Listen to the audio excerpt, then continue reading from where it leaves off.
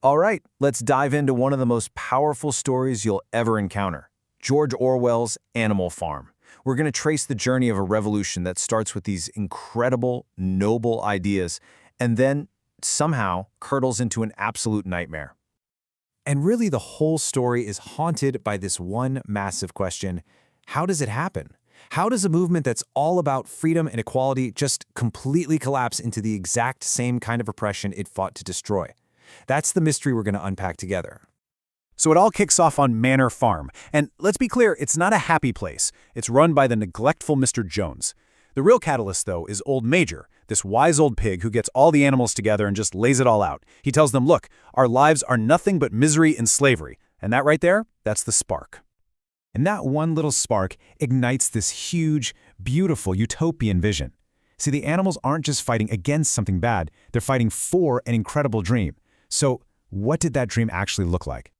Well, the pigs, being the cleverest of the bunch, take that dream and turn it into a whole system of thought they call animalism. And the idea at its heart is incredibly simple, but also incredibly powerful: unity. We are all in this together. All animals are comrades, and they're all united against one common enemy, man.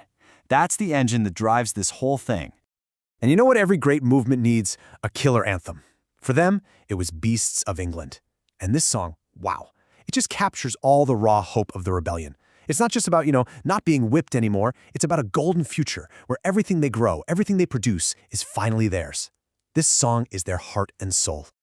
So, the rebellion happens, and it's a huge success. Jones is gone. The animals are finally free. But to make sure that freedom lasts, they need to lay down some rules, some sacred, unchangeable laws that will be the foundation for everything. And they don't just write them down on some scrap of paper. No, they paint them in huge white letters on the side of the barn for everyone to see. These are the 7 commandments. Think of it as their constitution, simple, clear, and absolute. This is the absolute peak of their ideals.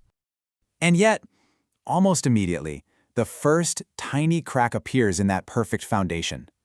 After the first milking, Napoleon tells everyone, hey, don't worry about the milk, let's get to the harvest. And when they come back, it's gone. Where did it go? Straight into the pig's mash. It seems like a small thing, right? But it's a sign of things to come. That tiny crack, it doesn't stay tiny for long. It widens into a massive chasm because the 2 main pig leaders, Snowball and Napoleon, start fighting for control. And this is way more than just a rivalry. It's a battle for the very soul of Animal Farm.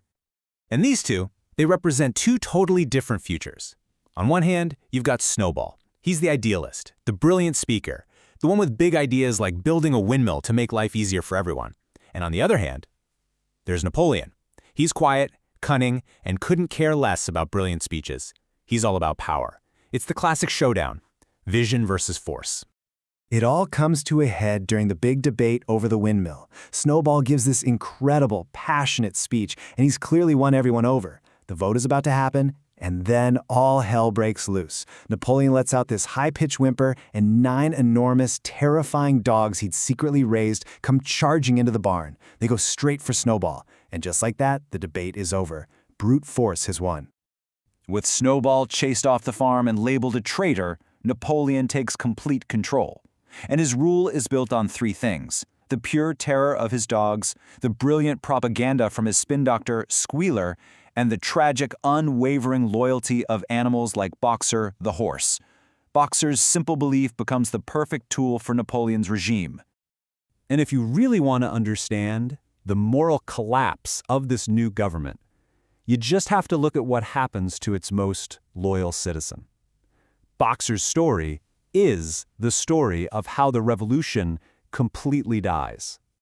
The corruption is sneaky at first. The pigs start sleeping in the farmhouse beds. And when the other animals are like, what about the 4th commandment? They go check the barn wall. And somehow, it's been changed. It now says no animal shall sleep in a bed with sheets. See, Squealer explains they're not breaking the rule, they're just clarifying it.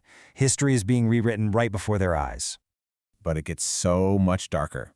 Napoleon starts staging these show trials, forcing animals to confess to crimes they didn't commit and then having his dogs execute them in public. The animals are horrified. They remember the 6th commandment. But when they look at the wall again, yep, 2 little words have been added at the end, without cause. The law wasn't broken, you see. There was a reason. And through all of it, the lies, the shrinking food rations, the constant fear, Boxer is the one holding it all together. He never doubts. His answer for every single problem, every setback, is just to work harder. He is the ultimate true believer. And what is his reward for all that devotion? He works so hard, he collapses. Napoleon says he's arranged for him to be taken to a hospital, but when the van arrives, Benjamin, the cynical old donkey, reads what's written on the side. It's not an ambulance, it's the van for the horse slaughterer. They sold their most loyal, hardworking follower to be turned into glue, all so they could buy a case of whiskey. It is the absolute ultimate betrayal. After Boxer is gone, the last bit of the farm's soul is gone with him. All the scent has been crushed, and now the revolution enters its final, horrifying stage. The transformation is complete. Do you remember this? Let's go all the way back to the beginning. This was the simple chant that boiled down the entire revolution. The one thing everyone could remember and believe in. This was the sound of their freedom. Then, one afternoon, the animals see something that just shatters their reality. It's the pigs, walking on their hind legs. And as the animals stand there just completely stunned, the sheep, on cue, start bleating a new slogan that they've been taught in secret. 4 legs good, 2 legs better. That's when they look over at the big barn wall, and the 7 commandments? They're gone, painted over. All that's left is a single, twisted, cynical sentence. It's the final nail in the coffin. The dream is not just dead, it's been turned into a sick joke. The whole story ends with this haunting image. The other animals are peering through the farmhouse window. Inside, the pigs are drinking and playing cards with the human farmers, and as the animals look from the pigs to the men and back to the pigs again, they can't tell the difference anymore. The liberators have become identical to the oppressors. And that brings us right back to where we started. Animal Farm is so much more than a story about talking animals. It's a timeless, terrifying warning about how easily power corrupts, how truth can be twisted until it means nothing, and it leaves every single one of us with a really heavy question to think about. How do we stop our own best ideals from turning into the very monsters we're trying to fight?